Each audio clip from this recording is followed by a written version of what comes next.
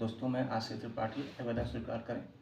दोस्तों, आज हम आप सबके समक्ष बहुत ही महत्वपूर्ण और ज़रूरी चीज़ों पे चर्चा करना चाहता हूँ।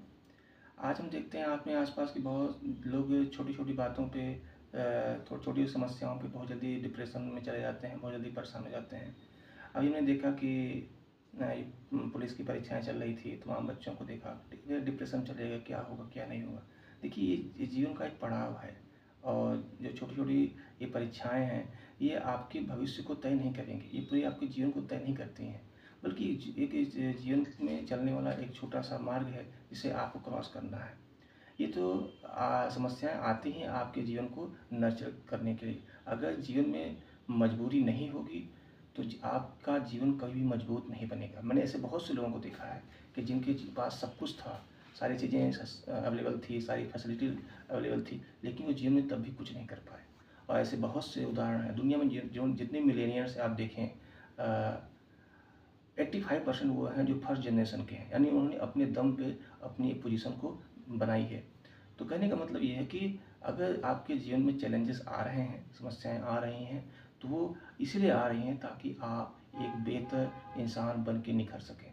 आप देखेंगे सोना होता है, जब उस 1000 डिग्री सेल्सियस पे तपता है, तब जाके उसकी कीमत बढ़ती है। तो आप जितना तपेंगे, जितना उसमें नर्चर होंगे, तो जितना उतना ही आपके जीवन में निखार आएगा। लीडर्स होता क्या है? एक सच्चा लीडर, चाहे आप जिस भी क्षेत्र में आप देखें, चाहे स्पोर्ट के क्षेत्र में हो, चाहे बिजनेस हो, चाहे फिल्म हो, मतलब किसी सेक्टर में अगर आपको एक लीडरशिप क्वालिटी आपके व्यक्तित्व में ज़रूर झलकनी चाहिए, चाहे फैमिली में भी हो। तो मैं एक घटना से इस बात को चर्चा करना चाहता हूँ। 1939 से 45 के बीच आप सभी जानते हैं कि सेकेंड वर्ल्ड वॉर का समय था और 1939 से 41 के बीच में जो हिटलर था, जो जर्मनी का तानाशाह रहा, उसने लगभग आधे यूरोप को जीत लिया था और एक समय लगा कि उसकी जीत तो पक्की है और फ्रांस, स्पेन, तमाम यूरोप के देशों ने उसके सामने सरेंडर कर दिया। एक छोटा सा देश है, टापू देश है, जिन्होंने हमारे देश पे कब्जा भी किया 200 सालों तक, वो है ब्रिटेन। ब्रिटेन में भी तमाम मंत्रिपरिषद के लोगों की यही राय थी कि हमें हिटलर के सामने सरेंडर कर देना चाहिए। उस समय एक नेता उभर के आता है, बहुत यंग, 35-40 साल की उम्र थी, विंस्टन चर्चिल। विंस्टन चर्चिल को उस युद्ध के समय में वहाँ का प्रधानमंत्री बनाया जाता है। सभी मंत्रिपरिषद के लोगों की यही राय थी कि हमें सरेंडर कर देना चाहिए और हिटलर से समझौता कर लेना चाहिए। तब एक बहुत हिस्टोरिक स्पीच विंस्टन चर्चिल देता है, आप उसको यूट्यूब पर भी दे सकते हैं, उसकी फिल्में बनी हैं।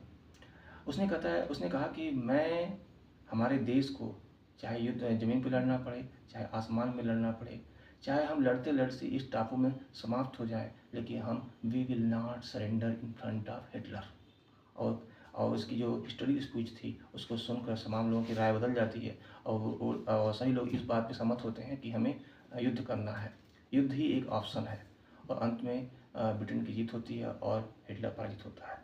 हम एक छोटे जीवन में परेशान हो जाते हैं और वो पूरे देश का निर्णय ले रहा था। तो कहने का मतलब ये है कि लाइफ स्ट्रेट फॉरवर्ड नहीं है, लाइफ एक जिग-जैग मोशन में चलती है। तो हर दिन समान नहीं रहेगा, आपको लड़ना है, आपको खेलना है। Life is a game, life is a drama, life is a film. आपको एक अच्छा हीरो बन के अपने जीवन में निकलना है। तो ये छोटी सी बात थी जो मैंने अपने अनुभव से सीखी है और चूँकि मैं हिस्ट्री का विद्यार्थी हूँ, तो मैं चीज़ों को समझता हूँ। तो मैं आपसे लोगों से यही कहना चाहूँगा कि आप लोग अपने जीवन में आगे बढ़ें और संघर्ष करें। Thank you very much. Okay भैया, धन्यवाद।